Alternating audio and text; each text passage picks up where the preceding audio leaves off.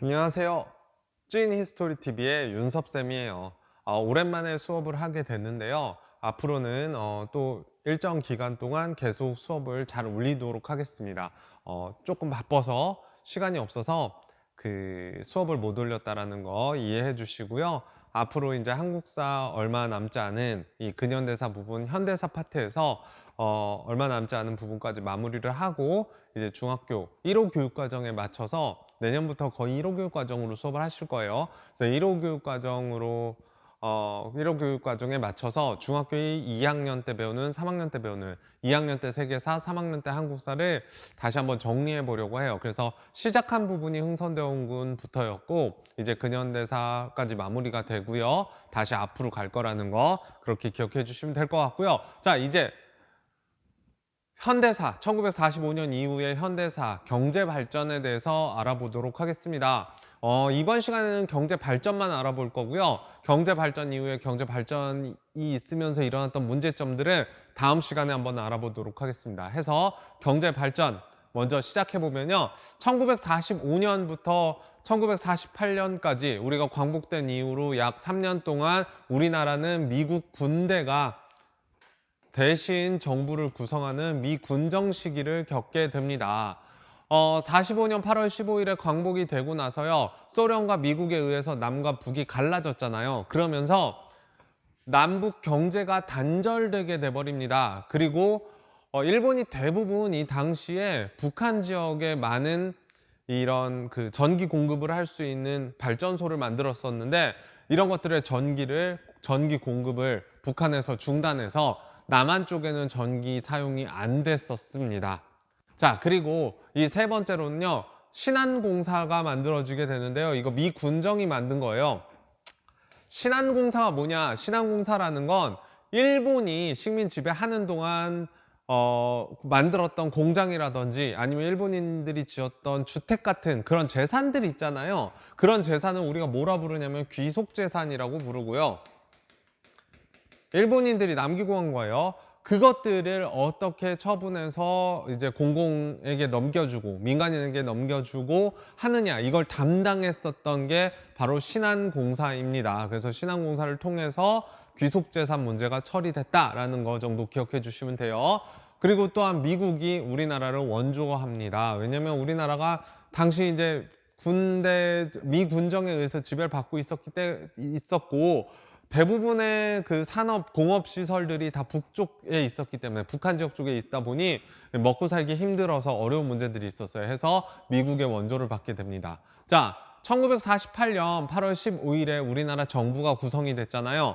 정부, 그래서 초대 대통령 누구였죠? 바로 이승만 대통령이었습니다. 그래서 이승만 정부가 구성이 됩니다. 언제까지요? 1960년 4.19 혁명이 일어나기 전까지요. 그래서 약 12년 동안 이승만 정부는 경제 정책을 어떻게 펼쳤는지 또 알아보겠습니다. 이승만 정부는요. 일단 매년 미국의 원조를 약 2억 달러씩 받았어요. 이 2억 달러라는 돈이 얼마나 되냐면요. 우리나라 당시 1년 세금의 총량이랑 똑같아요. 어마어마한 양을 미국에게 원조받은 거죠. 그러니까 미국이 공산화되지 않게끔 하려고 이 원조를 계속 해준 거예요. 뭘 해줬느냐? 돈으로 준 건 아니고요. 농산물과 소비재를 통해서 그러니까 농산물 남는 거 막 소비재들을 다 해가지고 우리나라에 갖다 준 거예요. 꼭 무상으로 갖다 주다 보니까 문제는요. 농산물이 싼 값에 막 들어와가지고 시장에서 유통이 되니 농촌 경제 당연히 어려워지게 되고요. 소비재가 들어오다 보니 면화와 밀 생산이 굉장히 위축되게 됩니다. 그래서 이렇게 되면 안 되겠다라는 고민 끝에 이 원조 물자 중에서도 세 가지 하얀 것들을 받기 시작하는데요. 세 가지 하얀 게 뭐냐면 첫 번째 면이요, 하얀 면. 그리고 두 번째 제분, 밀가루. 그리고 세 번째 제당, 설탕. 다 세 가지가 하얀색이잖아요. 그래서 이것을 세 가지 하얀색이다 300이라고 부릅니다. 그리고 이 300을 기준으로 해서 산업이 형성되게 되어 300산업이 원조 물자를 통해서 받게 됩니다. 그러니까 융성하게 되는 거죠. 네. 300산업이 시작이 되는 거예요. 그래서 미국이 물자를 정부에 주면 정부가 이걸 국민에게 판매하고요. 국민이 이 돈을 주고 살 거 아니에요. 그러면 이걸 정부가 다시 가져가죠. 그걸 뭐라고 하냐? 대충 자금이라고 이야기를 해요. 그리고 이 대충 자금을 통해서 정부는 미국에 군사비를 지출하고 이 군사적 물자들을 공급받는 이런 시스템으로 가는 거죠. 이런 시스템이 미국의 무슨 법에 영향을 받게 돼서 이렇게 시작이 되냐면요. 미공법 480호의 영향을 받아서 이렇게 된다라는 거 기억해 주시면 돼요. 하지만 미국에게 물자를 계속 받다 보니 우리의 가장 기초적인 산업이 될 수 있는 생산재 공업 육성은 하지 못했다라는 거 기억해 주시면 됩니다. 자, 이승만 정부 때 1950년부터 53년까지 6.25 전쟁도 있었잖아요. 그래서 우리나라 국토가 황폐화되고 산업시설 다 망가지고 굉장히 먹기 살기 힘든 시기를 이런 식으로 잘 버텨나가다가 1950년대 말에 이르게 되면요. 미국도 원조해 주는데 부담이 생겨서 이 원조가 감소하게 되고요. 무상으로 했었던 원조가 결국은 유상 차관으로 우리가 이제 빚을 지게 되는 거죠. 예, 바뀌게 된다라는 거. 그래서 이런 식의 시스템으로 간다 기억해 주시면 될 것 같고요. 자, 이제 넘어가겠습니다. 옆으로 넘어가면 장면 내각입니다. 요건 좀 빨간색으로 선생님이 써보겠습니다.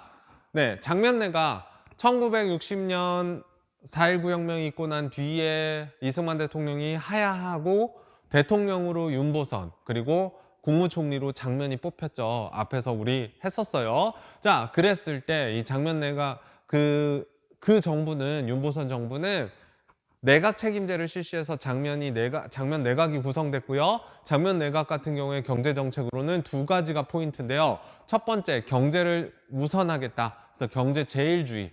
왜냐하면 이승만 대통령 때도 경제를 살리고자 하는 노력이 아예 없었던 건 아닌데 어찌됐건 우리가 굉장히 가난한 국가였단 말이에요. 이 시기까지. 경제가 크게 발전하지 않았어요. 그래서 경제를 크게 발전시키겠다 경제 제일주의를 내세웠고요.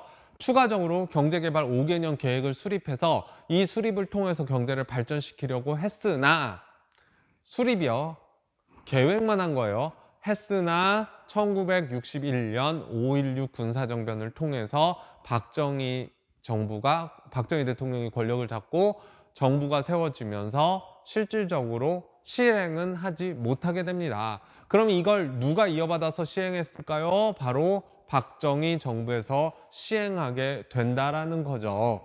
자, 다들 아시다시피 1961년부터 시작해서 1979년까지는요, 박정희 정부입니다. 쭉 갈게요. 뭐 여기 지금 여러분한테는 여기까지밖에 안 보일 테니까 네, 이어서 설명할 때 또 옆으로 넘기겠습니다. 자, 보시면요. 박정희 대통령이 이제 권력을 잡고 난 뒤에 제1차 경제개발 5개년 계획, 제2차 경제개발 5개년 계획을 1960년대에 하게 됩니다. 연도는 1차는 62년부터 66년까지, 2차는 67년부터 71년까지고요. 1차 경제개발 5개년 계획 때는 경공업 위주의 수출 산업을 육성시키려고 합니다. 경공업이라고 한다면요. 이러한 뭐 옷이라든지 신발이라든지 양말 이런 것들 가볍게 만들 수 있는 기술이 많이 필요하지 않는 공업들을 경공업이라고 이야기합니다. 자, 그리고 2차 때는요. 중화학공업들을 육성시키기 시작하면서 이 대기업들이 이때 막 만들어지게 되고요.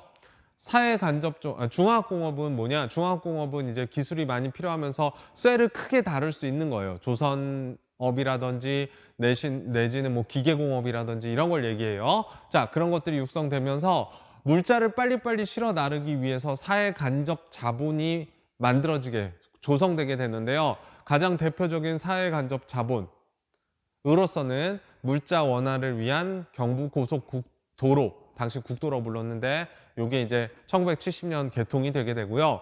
포항제철이 만들어지게 됩니다. 네, 사회 간접 자본, 그 사회를 발전시킬 수 있는 간접 자본을 이야기하는 거죠.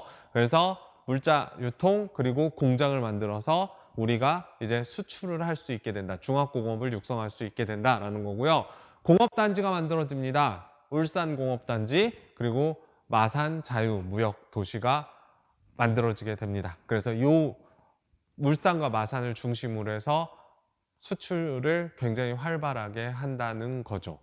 이게 가능하게 됐었던 이유는 뭐냐면요. 이런 것들이 가능한 이유는 위에 써놓은 세 가지 덕분인데요. 첫 번째, 베트남 파병. 앞에서 다뤘죠?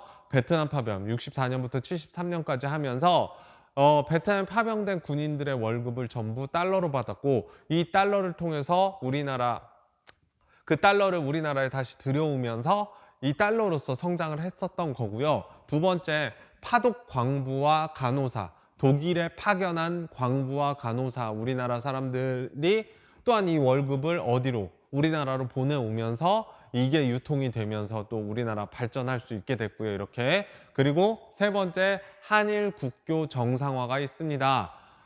1945년부터 지금 이 65년까지 정상이 이루어지기까지 약 20년 동안 우리나라 사람들한테 철천지 원수는 무조건 일본 사람이에요.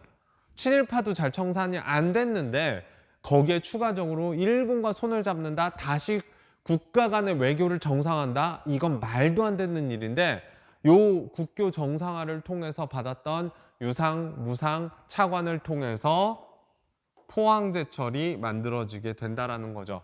그러면서 경제가 성장한다라는 거. 이런 식의 경제 성장이 이루어졌다. 그것의 근본적인 힘은 바로 여기에 있다라는 거. 이렇게 몽땅 몰아서 기억해 주시면 될 것 같습니다. 자, 이렇듯 이제 박정희 정부 때 1960년대에는 사회간접자본이라든지 공업단지가 만들어지게 되면서 우리나라 이제 산업이 성장을 하게 되는데요. 그러면서 문제점이 뭐냐면 이제 대기업에 집중적으로 투자가 되고 대기업에게 여러 가지 특혜가 갔다라는 거예요. 대기업 위주의 성장을 하게 된다라는 거 기억하시면서 이제 70년대로 넘어오겠습니다. 70년대로 넘어오게 되면요. 네, 요거 가지고 올게요. 70년대로 이렇게 넘으면 70년에 점점 우리나라가 도시화가 되면서 농촌과 도시의 격차가 벌어지게 되고요. 그걸 이제 메꿔보기 위한 새마을 운동을 펼치게 됩니다. 이 부분도 다음 시간에 이제 새마을 운동을 살펴보도록 할 거니까 그냥 1970년 새마을 운동 이렇게 기억해 주시면 될 것 같고요. 쭉 이어받아서 앞에 부분 이어받아서 1970년대에도 경제개발 5개년 계획 3차와 4차가 각각 시행이 되게 됩니다. 그러면서 여전히 중화학공업에 집중적으로 투자가 되게 되고요. 두 번째, 중동 건설을 하게 됩니다. 중동의 도로라든지 수도관이라든지 이런 걸 놔주게 되는데요. 그 이유가 뭐냐? 바로 이 두 번의 쇼크 때문이에요. 쇼크. 어떤 쇼크냐? 오일 쇼크예요. 기름 쇼크. 73년과 79년에 있었던 두 차례의 오일 쇼크 때문입니다. 오일 쇼크가 일어났는데요. 전 세계적으로 기름값이 다 올라가 버린 거예요. 자, 기름을 활용해서 우리가 뭘 할 수 있죠? 자동차가 움직이죠. 네, 석유를 얘기하는 거예요. 자동차가 움직이고 공장이 돌아가잖아요. 그런데 기름값이 갑자기 올라가 버리니 경제 성장을 하고 있었던 우리나라의 경제가 막 휘청거리기 시작하는 거예요. 70년대 초반에 엄청나게 휘청거리기 시작합니다. 오일 쇼크를 직격으로 맞은 거죠. 왜? 중화학공업을 집중적으로 투자했기 때문에. 그래서 박정희 대통령이 묘안을 생각해냈어요. 어떤 부분이 있냐? 바로 오일 쇼크를 일으킨 그 나라들의 필요한 도로라든지 내지는 상하수도라든지 이런 걸 만들어주는 걸 우리나라 사람들을 파견해서, 당시 우리가 건설업을 잘했거든요. 파견해가지고 여기다가 도로 깔아주고 상하수도 연결해주고 해서 거기서 돈을 받자. 그러니까 지금 오일 쇼크로 가장 돈 버는 기름이 많은 국가들에 파견을 시킨 거예요. 대표적으로 사우디아라비아 같은 나라들. 거기에 파견해서 거기에서 돈을 거꾸로 벌어 들여오는 거죠. 그래서 중동 건설을 하게 됩니다. 또한 이걸 극복해 보겠다고 중소기업들을 죽이고 대기업에게만 특혜가 몰아주게 되는 거죠. 그래서 이렇게 해서 70년대 이제 첫 번째 1차 오일 쇼크는 잘 넘어갔는데, 문제는 제 2차 오일 쇼크가 오면서 우리나라 경제가 또 한 번 어려워지게 됩니다. 자, 경제가 어려움에 처했을 때 박정희 대통령이 10월 12.6 사태, 10월 26일 사태, 79년 12.6 사태에 의해서 이제 피살당해서 이제 사망하게 되고 12.12 사태를 통해서 누가 권력을 쥐게 되죠? 맞습니다. 전두환. 언제까지요? 여기 자르겠습니다. 87년까지 대통령을 하면서 권력을 장악하게 됩니다. 자, 이렇게 권력을 장악한 전두환 대통령은 79년, 70년대 후반부터 시작된 이 경제의 어려움을 극복하고자 산업 구조를 조정하게 됩니다. 산업 구조 조정을 하게 돼요. 산업들에 대한 구조 조정이요. 이 띄어쓰기가 잘못됐네요. 산업 구조 조정을 하게 됩니다.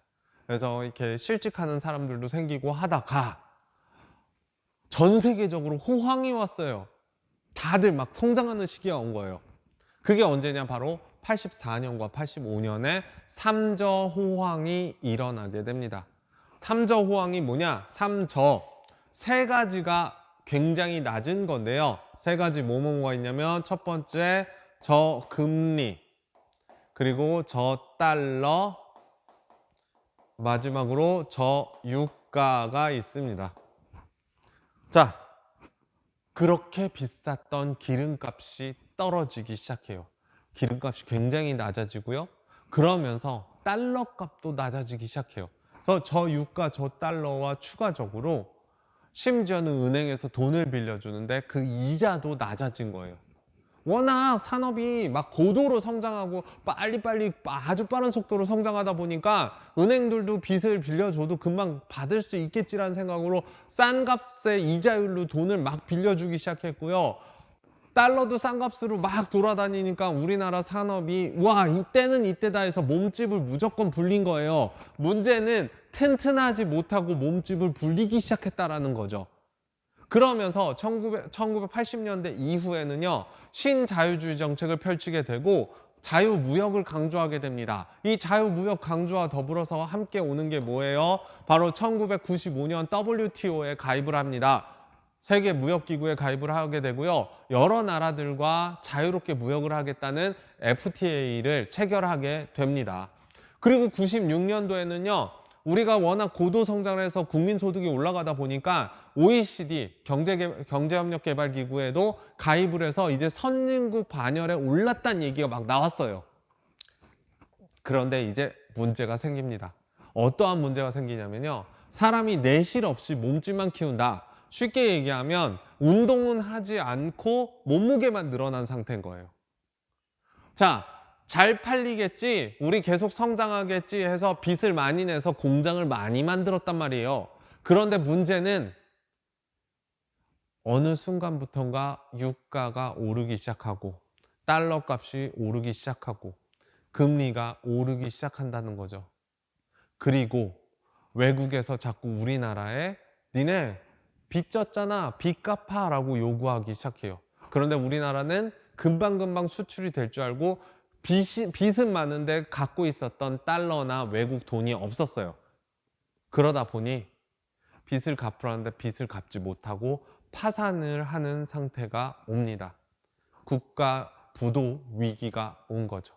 그게 바로 97년에 있었던 IMF, 국제금융기구인 IMF에서 IMF가 우리나라에 들어와서 우리나라가 어마어마한 빚을 지게 되는 거죠. 그래서 외환 위기가 오게 됩니다. 실직하는 사람들이 막 늘어나기 시작했고요. 당시 실직에 의한 가장들의 어려움, 자살 이런 문제들도 굉장히 많이 생기게 됩니다. 자, 이를 극복하기 위해서 어려운 점도 있었지만 이를 극복하기 위해서 우리나라 사람들은 역사를 되풀이하게 됩니다. 1907년 일본에게 빌렸던 차관을 갚겠다는 운동이 있었어요. 뭔지 혹시 기억나나요? 그렇죠. 바로 국채보상운동입니다. 그때 무엇을 모았어요? 많은 사람들이 금을 모았어요. 마찬가지입니다. 1997년 IMF가 오자 우리나라 사람들은 금 모으기 운동을 통해서 금을 많이 모아서 외국에 파는 거죠. 달러를 받고. 그래서 달러 보유량을 늘리기 시작합니다. 해서 이러한 노력들에 의해서 엄청나게 빠른 시간에 4년 만에 상환, 조기, 빌린 시간보다 더 빨리 빌리기로 한 시간보다 더 빨리 빚을 다 갚아버립니다. 그리고 이렇게 산업이 육성돼서는 안 되겠다 해서 기술 집약 업종들을 따로 편성해서 다시 편성해서 기술 집약 업종들을 성장시키기 시작합니다. 자, 이제 03년으로 넘어가겠습니다. 03년부터는 어떤 대통령이요? 예, 노무현 대통령이죠. 자, 선생님 여기 얘기 안 돼. 93년부터 98년은 김영삼 정부였죠. 그리고 여기는 김대중 정부고요. 네, 98년부터 03년까지, 그리고 03년부터 08년까지는 노무현 정부, 08년부터 이명박 정부, 13년까지요. 네, 이렇게 가겠습니다. 자, 노무현 정부는요, 신자유주의 개방 정책을 펼치면서 경제를 더 성장시키고자 하고요.